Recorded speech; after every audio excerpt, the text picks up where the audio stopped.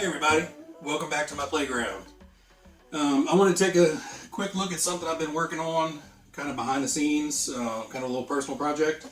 Didn't know how it was going to turn out, so I didn't start a video series with this. But a real quick background on what this is. About a year and a half ago, it was Christmas 2020, 2019 actually. I bought two trucks. I bought two Redcat Gen8s. One was the blue truck, one was the orange truck. I bought them for me and my wife, thinking, hey, it'd be great for us to be able to go out and, play around the woods and trail ride these things together. At first, she was very interested. She put the truck together and, we got it decaled up, and that's about as far as it ever went. So for the longest time, I've had two Gen8s. You guys have seen video of the blue one running around the woods. And basically the orange one's been sitting on the shelf for the most part. I did put a set of aluminum beadlocks on it and better tire foams, but that's really about all I did other than the light kit when we first got them. So I talked to her and she was like, yep, not gonna drive it, so do what you want with it. So I decided I wanted to try to get a hard body kit. So I was looking around and they had one on Amazon. Had some okay reviews, a few complaints here and there, but it was the Injora Jeep Cherokee back half, what you're seeing. They have them in a couple different colors. They have white, which is this one. It was the white truck. It was the cheapest because evidently nobody wants a white truck. They had orange and blue and green, I think, of like pre-molded plastic colors. So for this one, I just bought white. I knew I was going to paint it. They're designed more for axial and possibly TRX4. The Redcat definitely had to, make things happen for it to work. It's still not perfect, and I'll bring you guys down for a closer look and kind of run over everything that has transpired, and some things I still want to do with the truck. All right, guys. So like I was saying, this is the Injora. I'm assuming I'm saying that right. Injora Jeep Cherokee hard body. So we're actually rocking a hard body for a change. So again, I bought the white version of this because I knew I was going to paint it. It's got some extras on here that I'll go into in a minute. But, for making something work, it was very, very fun and kind of rewarding to actually make all this work. And I'll show you how I did that in just a minute. Real quick, on the body, really there's not a whole lot going on with the body that isn't factory. The only thing I did differently, in the kit, this roll cage is not bolted to the body. And I understand why, because it is a pain to actually bolt this to the back of the body, because the back of the cab and the top of the cab and the cab itself are three separate pieces. And there's three screws at the bottom of the rack, and then there's these two up top. There was no provisions for doing it kit-wise, but basically you just have to mark it out, drill the hole, and be a little creative when you're putting it together. You got to get the parts in the right order. So basically what I did is I got it all assembled, got it nice and tight, because there was some flex in this. The back of the cab and the roll bar would bang up against each other, a little bit. So what I did is I got everything put together, then I tore everything back down apart, put the body back together, and then we painted it. So as far as painting goes, super simple. I did I scuffed the body up with some 400 or 600 grit sandpaper, I don't remember, just wet sanded it, scuffed the body all up. Obviously did not put fender flares on, didn't glue any of the extra bits in, the glass wasn't in yet, this was just the body shell itself. Sanded it down, hit it with a gray primer first, just a nice all-purpose bonding primer. Then I put 3 fairly good coats of the red oxide primer on, and then I top coated that with a good layer of the gray primer again, and then we top coated it with the Krylon olive color.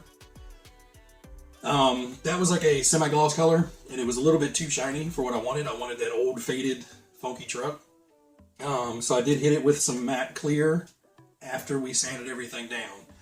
But basically, as it was that semi-gloss color, and I literally just got a tub of water and some 600 grit and some 400 grit and just started sanding through.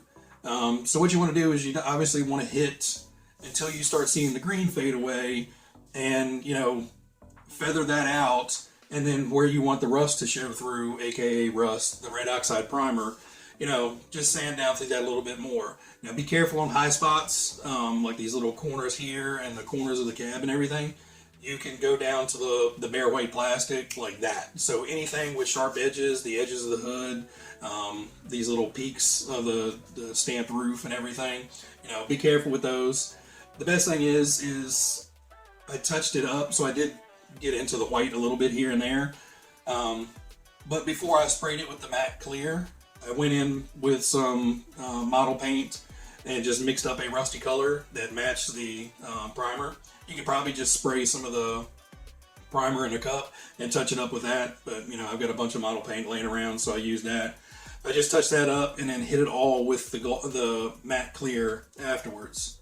One other thing I did with the matte clear, I don't know if the camera will pick it up, but I actually ran the windshield. I put some masking tape around the windshield, or over the windshield, I'm sorry. Ran the wipers up and down through their stroke and traced out the lines with a Sharpie, lightly cut it out, peeled off the outside masking, and then I lightly sprayed this with the matte clear as well. So it gives you kind of that dirty windshield look also. I did tint the windows because I don't have an interior in this. If I do get an interior in this, I used regular auto tint to tint the windshield, so I can just peel that tint off, and if there's any residue, I can just use a little Goo Gone and get rid of that, and then you'll be able to see into the interior fully. One of the other things I did, I just used some little coffee stir sticks and made this little crate. It's just stuck in with some double-sided tape. I 3D printed a fuel cell, found that on Thingiverse. Used my resin 3D printer, printed out the fuel cell, painted it up.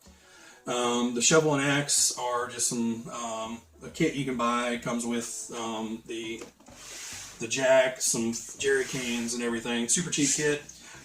They're cast in yellow. I went ahead and painted those to make them look like wood grain, so hopefully you guys can see that. The little toe straps, you know, I know you can buy these, but this is literally just a yellow shoelace. Folded it over, a little bit of CA glue, and then ran some shrink tubing around it. So we have nice little toe straps.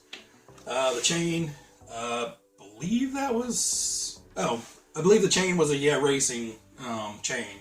I just cut it down to fit the length that I wanted, so basically I just wrapped it around the tire, around a roll bar, just so we had a long enough chain to where it would actually be usable if need be. But you know, just figured that was a cool way to put it on, and you know, I don't know. But anyway, the meat and potatoes of the story is this body. It is not a direct bolt-on by any means. There was some problems with the rear shock towers. I'll show you that here in a little bit. So I had to modify the rear shock towers a lot, aka remove them completely and go with something different. The body mount, I didn't want posts showing through anywhere. So we did a hard body mount back here that actually pivots. So I just cut some aluminum triangles, screwed those in with a little bit longer screws into the existing holes, made a pivot hole. It just got a nut and a bolt. It's got a nylon nut.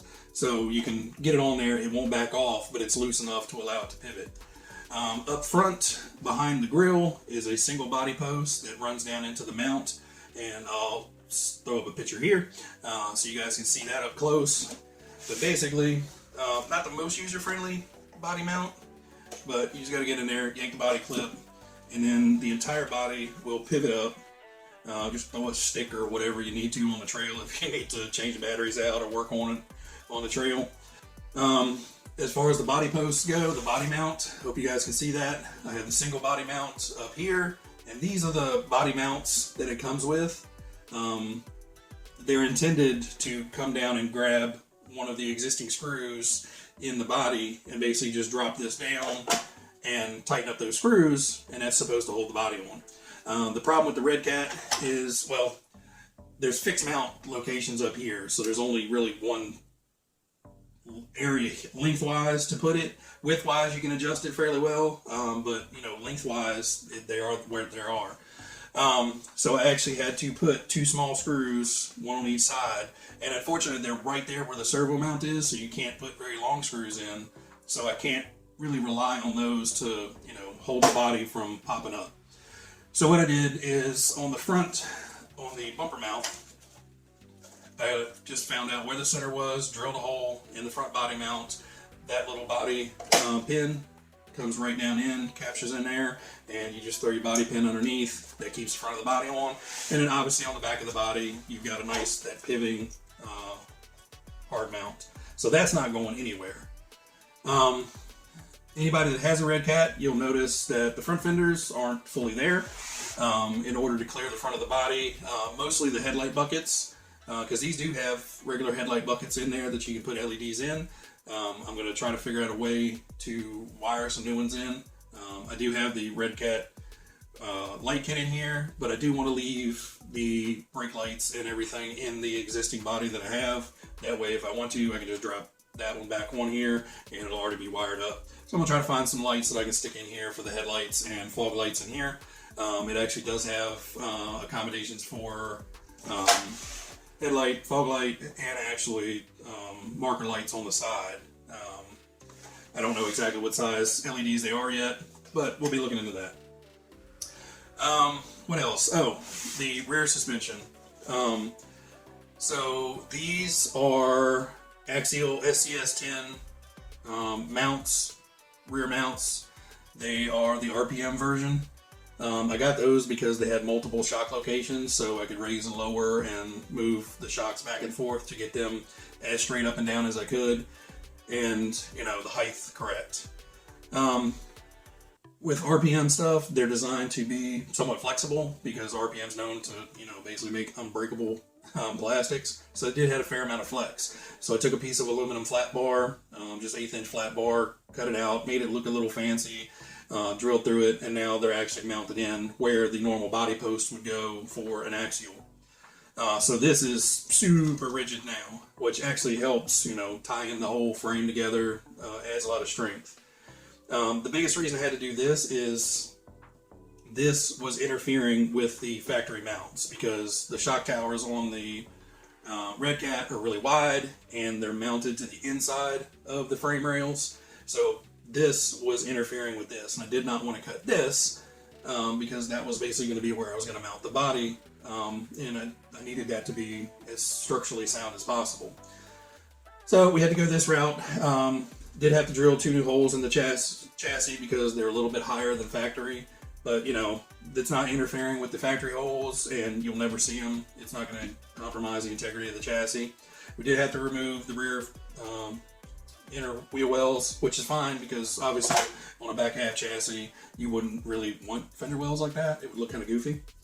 One kind of goof I did, I thought the body was going to sit down a little bit lower. I really wasn't paying attention when I was doing this. I was more worried about getting the rear end to work and the shocks to work than anything. So I did cut out the top of the bed to accommodate for those to come down and actually poke up right there at the top of the bed. In hindsight, they actually cleared by, you know, maybe 1/4 inch. So I didn't have to do that, but, you know, it kind of shows off my handiwork now, so I'm not too concerned about it. And, you know, it's not an actual bed, so you're not going to carry anything back there anyway.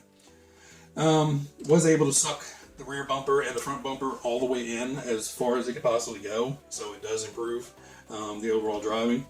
So I'm looking for a shorter rear bumper, maybe, you know, 1/2 inch, 3/4 inch shorter on each side. Just to tuck that in. I still do want to carry a rear bumper just because it's going to look a little weird without one, and then it'll just emphasize all this a little bit more. So if you guys have a rear bumper that works good on the Redcat Gen8s, drop it in the comments below. Front bumper I'm fine with. It matches the body width nicely, and it's tucked in as far as it can go, so that'll looks fine and works fine. Obviously our angle of approach is ridiculous, so I doubt if we'll have any issues with that. But what I want to say overall, while the body is a little finicky, I've heard people complain about the body. You know, oh, it doesn't work well. It doesn't work well. It will. It's strong. It's tough. I like the little, you know, the door handles, the mirrors. It comes with the windshield wipers, little hood vents. The grill is awesome. The headlight system is awesome. It actually has a little wire mesh that goes in behind the grill. The body, I like the body a lot. There's still some stuff I want to do with it. Back here, I want to block out this with some black styrene or something and just cut it out just so it'll go over the battery compartment. And I do want to try to find something down here to kind of close in some of that, just so it's not so open looking, because you know it's easy to see through all of that. So I'm gonna try to find something to drop some bedsides down, or you know, mount some 3D printed toolboxes or something underneath there, just to take up a little bit more of that room. Other than that, it's basically a bone stock truck. Again, like I said, drunken bear is probably the best way to describe it. He just wants to wallow around and everything. I think that's just the nature of the heavy body up top, kind of shifting it around. So I have to play with the shocks, shock oil, learn how to drive it, just because it's a little bit different than the others. But overall, I'm super happy with the way it turned out. Again, first time with a hard body crawler. First time trying to do any patina paint finish. I thought it turned out really, really cool. Alright guys, real quick video, just catching up with what's going on. I'll try to get some trail running video of this soon. Like I said before, it kind of drives like a drunken bear, so I'm not the best with driving it yet. I've got to get used to the very top heaviness of it. For actually trail running, I'll probably take the tire off, because that does add a good bit of weight pretty far up top. I don't know. I'm not going to get too hardcore with it. This is just a fun truck for me. But yeah. Thanks you guys for stopping by, checking out the video. Thanks for watching. If you guys can do it, hit the like button if you liked anything in here, learned anything. Subscribe if you want to check out more things. And give me a comment down below what you thought of the truck. Again, first time doing anything like this with the hard body and kind of the patina paint and all that stuff. So let me know what you guys think. Alright, everybody be good, be safe. I'll see you later.